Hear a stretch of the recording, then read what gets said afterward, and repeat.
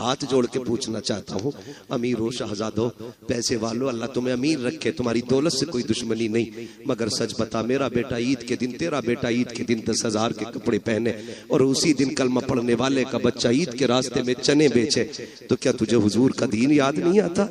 क्या इस बच्चे का हक नहीं था ये भी ईद के दिन नए कपड़े पहने? क्या इस बच्चे को यह हक नहीं कि ये भी ईद के दिन 2 रकात के लिए ईदगाह में जाए?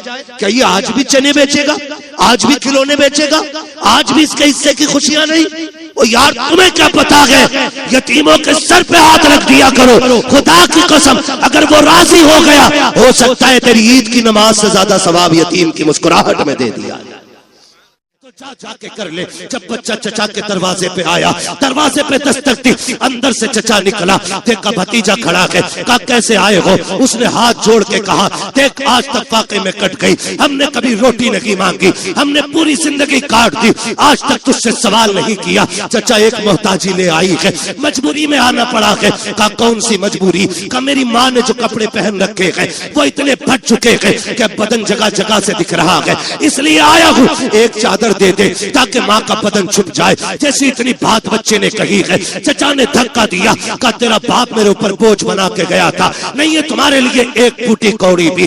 बच्चे ने बदन झाड़ते हुए कहा, सच कहा था मेरी माँ ने, यहाँ कोई किसी का दर्द सुनने वाला नहीं है। जब बच्चा रोता हुआ चला, रास्ते में हुजूर के सहाबी से मुलाकात हो गई, हाथ पकड़ा, कहने लगे बच्चे बात क्या है? उसने कहा मैं दर्द का मारा हूँ, मेरा दर्द मेरे सीने में रहने दे। कहा नहीं बता तो सही, शायद मैं तेरे काम आ सकूं। जब बच्चे ने इतनी बात सुनी है, कहता क्या करोगे? लोग रो के सुनते हैं, हंस के उड़ा देते हैं। उसने कहा बता तो सही बात क्या है, रोया क्यों है? हो सकता है तेरे मर्ज का इलाज मेरे पास हो। बच्चे ने सारी बात बताई। कहा माँ के बदन के कपड़े फट गए, सगे चचा से चादर लेने गया था, उसने धक्का दे के भगा दिया। जब इतना सहाबी रसूल ने सुना के मुस्कुराने लग जाते हैं। उसने कहा यार मैंने पहले कहा था, लोग दुख सुन के हंसा करते हैं, वाकई तूने वैसा किया है। सहाबी ने कहा था नादान, मैं तेरे दुख सुन के नहीं मुस्कुरा रहा हूँ। कहा फिर? कहा मुझे तेरे दुखों का इलाज मिल गया है, इसलिए मुस्कुरा रहा हूँ। कहा कहना क्या चाहते हो? कहा तुझे जो चाहिए, एक चौखट ऐसी है जहाँ से कभी किसी को खाली नहीं लौटाया जाता है, अगर जाना है उस चौखट पे चला जा। बच्चे ने कहा चौखट किसकी है? कहा उसे मोहम्मद रसूलुल्लाह कहा जाता है। कहा किस महल में रहता है? कहा महल तो नहीं, चला जा खुदा के हरम में बैठा होगा, जाके उससे मांग लेना। बच्चा माँ का फरमा बरदार था, उसने कहा ऐसे नहीं जाऊंगा, पहले माँ से इजाजत लूंगा। अब बच्चा घर आया है, कभी रो रहा है कभी मुस्कुरा रहा है। माँ ने हाथ पकड़ के कहा था, ओ बेटे बात क्या है, चादर नहीं लाया और रो क्यों रहा है, हंस क्यों रहा है? बच्चे ने कहा था माँ जब चचा का सितम देखता हो तो रोना आता है, लेकिन एक सखी की खबर सुनता हो तो मुस्कुराना आ जाता है। कहा बेटे कहना क्या चाहते हो? कहा एक सखी का पता मिला है, सुना के वहां से कोई खाली नहीं जाता है, अगर माँ इजाजत दे तो उससे चादर मांग लाऊं। माँ ने कहा बेटे क्या नाम है उसका? कहा उसे मोहम्मद इब्ने अब्दुल्ला कहा जाता है। माँ ने कहा ना बेटे उसकी चौखट पे न जाना, सुना के जो उससे बात कर लेता है उसी का हो जाता है, सुना के जो उसे देख लेता है उसी के गीत गाने शुरू कर देता है, और सुना ये भी है कि जो उसके पास जाता है वो उसे कलमा पढ़ा के छोड़ता है। जब बच्चे ने इतना सुना, कहा था अम्मी तेरे सर की कसम खा के कहता हूँ, इजाजत दे मैं तेरा लाल हूँ, मैं कलमा नहीं पढ़ूंगा, अगर चादर ऐसे ही देंगे तो ले आऊंगा, लेकिन चादर के बदले में कलमा नहीं पढ़ूंगा। माँ ने कहा ठीक है फिर चला जा, लेकिन कलमा नहीं पढ़ना है। बच्चा आया दौड़ करके, मुस्तफा हरम में बैठे हैं, उसने आके कहा था या मोहम्मद इब्ने अब्दुल्ला।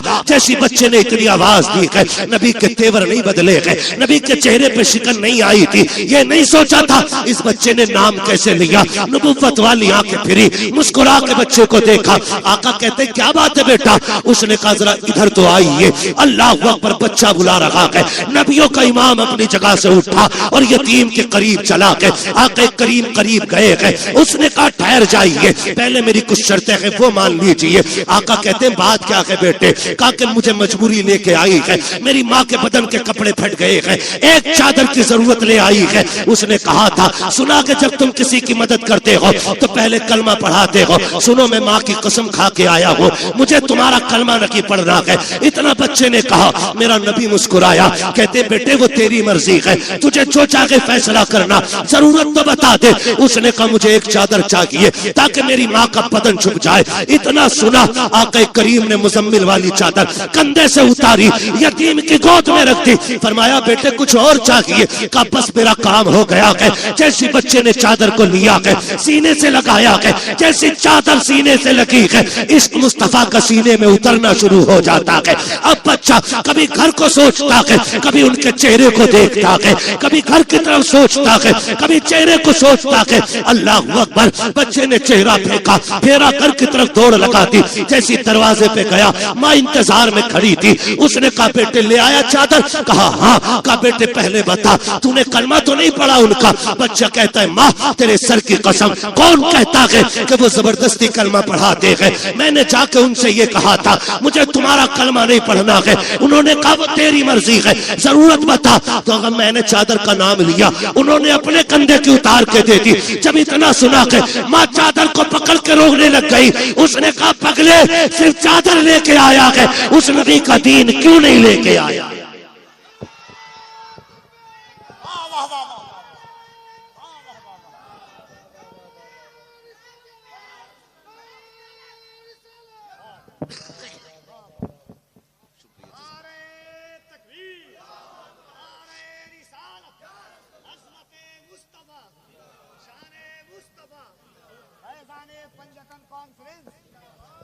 उस्मान ने कहा था पगले खाली चादर लेके आया, उस नबी का दीन क्यों नहीं लेके आया? माँ मैं तेरा फर्माबरदार, तूने कहा था ना कलमा नहीं पढ़ना है। उसने कहा चल उस नबी की चौखट पे लेके चल, तू नहीं मुझे भी लेके चल। और जब माँ बेटी की उंगली पकड़ के हरम की चौखट पे आई, फिर बच्चे ने आवाज दी। हुजूर ने मुड़ के फिर देखा, आका करीम ने पूछा और क्या चाहिए?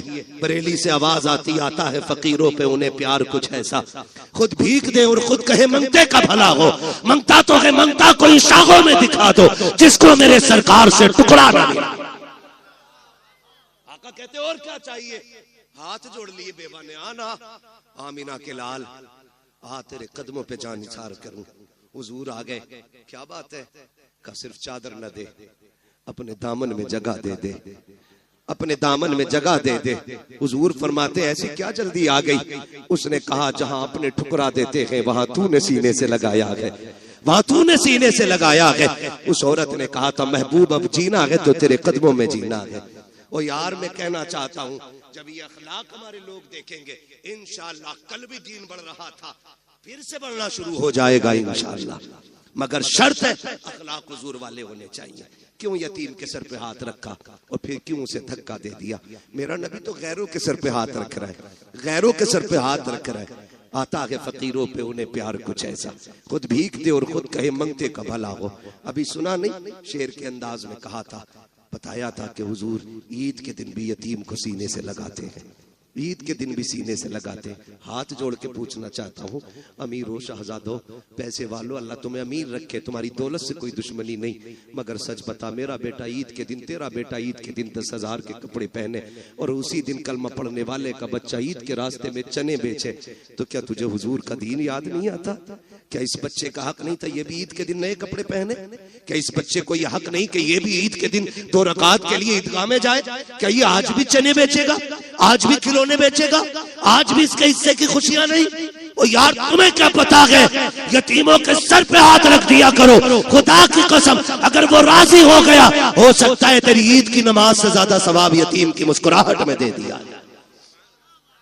ये भी तो हो सकता है, अजर का मालिक अल्लाह है, वो जिस अजर से चाहे राजी होकर के सवाब दे दे, उसके खजानों में कमी कमी कमी नहीं है।